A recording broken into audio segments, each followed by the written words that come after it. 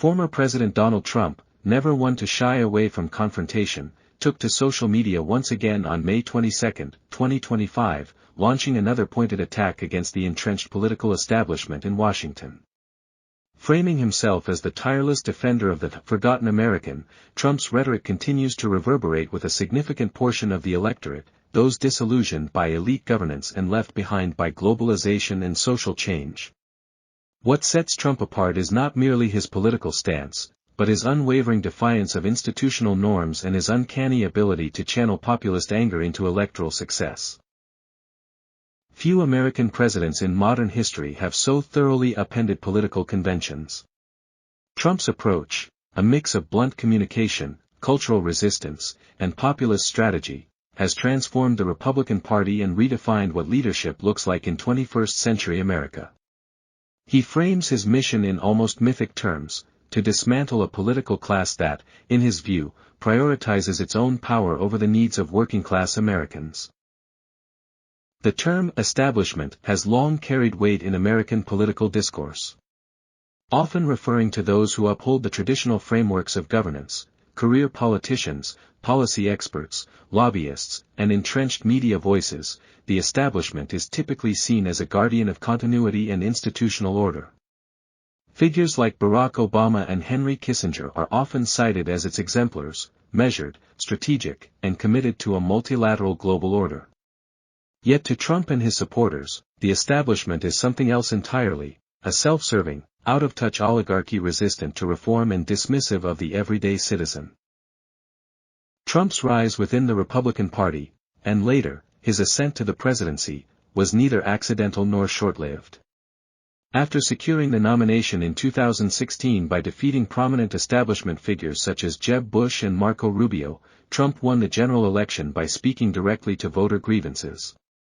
His slogan, "Make America Great Again," evolved into a political doctrine, one that framed Trump as a revolutionary force aiming to drain the swamp and disrupt the status quo. That doctrine found fertile ground in a nation reeling from the effects of the 2008 financial crisis. Economic insecurity, cultural polarization, and growing distrust of institutions had already weakened the credibility of elite leadership. The Tea Party movement, which gained momentum during the Obama presidency, showcased a growing appetite for grassroots revolt against government overreach. Trump's entry into politics coincided perfectly with this discontent, and he capitalized on it with marketing brilliance and populist flair. From campaign trails to social media feeds, Trump's rhetoric scorched traditional sensibilities. He attacked what he saw as the absurdities of political correctness, including movements like LGBT advocacy, Black Lives Matter, and immigration protections, policies he claimed served elite narratives rather than national interests. These positions polarized American society, but they also energized a vast base of voters who felt unrepresented by either party. During his first term 2016 to 2020, Trump enacted a number of significant policies that solidified his support among conservatives and the business community. Chief among them was the 2017 Tax Cuts and Jobs Act, which reduced the corporate tax rate from 35% to 21%, pleasing capitalists and invigorating the private sector. Simultaneously, his judicial appointments reshaped the ideological balance of the Supreme Court, further entrenching his legacy.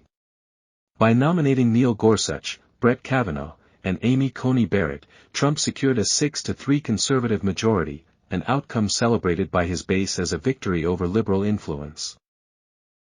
His trade policy, particularly the economic confrontation with China, played well with blue-collar voters even as economists warned of long-term damage. Trump emphasized national sovereignty, pledging to restore American manufacturing jobs and protect domestic industries. Though these tariffs ultimately triggered inflation and disrupted supply chains, the symbolic power of the trade war strengthened his image as a fighter for the American worker. Despite these successes, Trump's presidency was never free from turmoil. His unfiltered communication style, particularly on Twitter, outraged critics but thrilled supporters.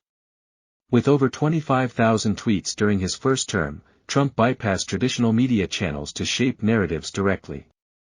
This digital populism allowed him to maintain relevance and dominate news cycles, turning political discourse into a constant battleground. By the time the 2024 election arrived, Trump had weathered impeachment trials, a pandemic, and countless legal controversies, yet emerged victorious once again. His appeal had not diminished; if anything, his perceived martyrdom at the hands of the deep state had solidified his icon status among loyalists. According to Republican National Committee data, Trump's approval rating during the primary season soared to 78%, a level of dominance rarely seen in U.S. politics. Within the GOP, Trump's influence is now absolute. The party has been reshaped in his image, from grassroots activists to top leadership. Michael Whatley, the newly appointed chairman of the Republican National Committee, acknowledged this transformation, calling Trump the soul of the party. The fusion of Trump's personality with the party's identity leaves little room for traditional conservatism, as establishment figures either fall in line or exit the stage. Meanwhile, Trump's provocations continue unabated. He remains a relentless critic of the Democratic establishment, lambasting them for perceived failures on issues such as immigration, inflation, and national security. His second-term messaging has emphasized the same themes as his first: elite incompetence, media bias, and the need for national revival. While detractors see this as demagoguery, millions of Americans view it as long overdue truth-telling. The question of whether the establishment can reclaim its former influence remains open. The traditional levers of power, bureaucracy, diplomacy, and academic expertise, still exist, but they appear increasingly disconnected from the political base. Trump's success highlights the widening chasm between those who govern and those who are governed. Ultimately, the Trump phenomenon is not merely about one man. It reflects a global trend where anti-elite populism challenges liberal democratic institutions across continents, from Brexit to Bolsonaro. The American experience, however, carries unique weight given the country's geopolitical stature. Whether Trump's legacy proves to be a temporary rupture or a permanent realignment will depend on how institutions, parties, and voters respond in the years ahead. In conclusion, Donald Trump's enduring political dominance marks a defining shift in the American political landscape. His populist message, rooted in defiance of elite control, political correctness, and globalist priorities, continues to resonate deeply with millions of Americans who feel ignored by traditional institutions. While critics warn that his style of governance erodes democratic norms, supporters argue he is the only leader willing to speak plainly and fight for ordinary citizens. Whether seen as a disruptor or a savior, Trump has redefined the relationship between power and the people, leaving the once untouchable establishment scrambling to remain relevant. As the U.S. navigates an uncertain future, one thing is clear: Trump's movement is not a passing moment, but a lasting transformation.